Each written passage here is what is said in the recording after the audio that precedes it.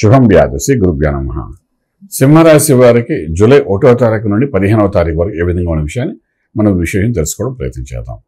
సింహరాశికి ద్వితీయంలో కేతు యొక్క ప్రభావం, సప్తంలో శనీశ్వరు యొక్క పీడనము, అష్టంలో రాహు పీడనము, భాగ్యంలో కుజుడు యోగము, రాజ్యంలో బృహస్పతి యోగము, లాభంలో రవి యొక్క యోగము, వ్యయంలో బుధుడు యొక్క బలహీనత, ఇవన్నీ కనబడుతూ ఉన్నాయి.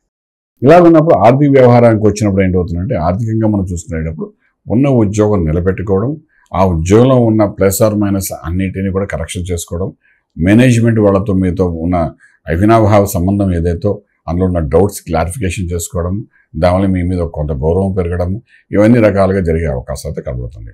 అలాగే మీరు వ్యాపారం చేసుకుంటున్నారు అనుకుంటే, వ్యాపారంలోని మీ దగ్గర పనిచేసే వాళ్ళు ఎవరైతే ఉన్నారో వాళ్ళకి మీకు మధ్య ఉన్న ఇబ్బంది నుండి సమన్వయపరుచుకుంటూ ముందుకు వెళ్ళడము, తర్వాత కొత్త ఆలోచనతో కొత్త ప్లానింగ్స్తో ముందుకు వెళ్ళడం, ఇవన్నీ కూడా చేయడానికి ఇది అనుకూలమైన వాతావరణం అయితే బాగా కనిపిస్తుందని చెప్పొచ్చు.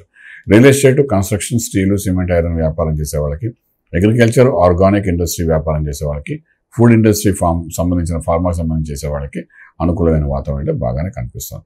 రైతాంగానికి కూడా లాభాలలో కనిపిస్తాయి. చేసిన పంట మంచి ఫలితాన్ని ఇచ్చే అవకాశం అయితే మనకు సంపూర్ణంగా కనబడుతుంది. దూర బంధువులని శుభార్తలు వింటారు. అదేవిధంగా దూరపు బంధువులతో శుభార్త వినడమే కాకుండా దూర ప్రయాణాల్లో కూడా కొంచెం అద్భుతమైన ఫలితం వచ్చే అవకాశం అయితే బాగా కనబడుతుంది. విదేశాలు కూడా వెళ్ళే అవకాశం అయితే కొంతవరకు బాగా కనబడుతుంది. అలాగే విదేశాలు చదువుకోవడం కోసం చేసే ప్రయత్నాలు విద్యార్థులకి అనుకూలమైన వాతావరణం కనబడుతుంది. విదేశాలకు ఉద్యోగరీత్యా వెళ్ళి సెట్ అవ్వాలనుకున్న వాడు కూడా చక్కటి అనుకూలమైన వాతావరణం అయితే కనబడుతుందని చెప్పచ్చు అన్నమాట. ఇదిలాగా ఉంటుండగా మనకు ప్రత్యేకించి చూసుకునేటప్పుడు, ట్రేడింగ్ చేసేటప్పుడు మనకు పూర్తిగా ఫుడ్ ఇండస్ట్రీ మీద, ఫార్మా, అగ్రికల్చర్ ఇండస్ట్రీ మీద ఎప్పుడైతే మీరు ట్రేడింగ్ చేస్తారో అందులో ఒక సక్సెస్ కనబడే అవకాశం కనబడుతుంది. లక్కీ నెంబర్ 3 మీకు పాజిటివ్గా కనబడుతుంది.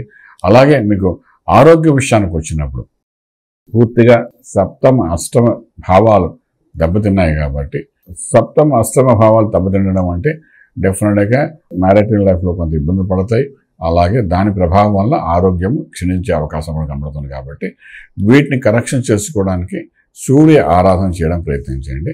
సూర్య ఆరాధన చేయడం వల్ల ఏంటంటే కొంత ఆరోగ్యం ఉంది స్థిరపడడానికి అవకాశం ఉంటే, అనారోగ్య స్థితికి కారకత్వమైనట్టే దానికి సంబంధించిన మెడిసిన్స్ దొరికే అవకాశాలు కూడా కనబడతాయి.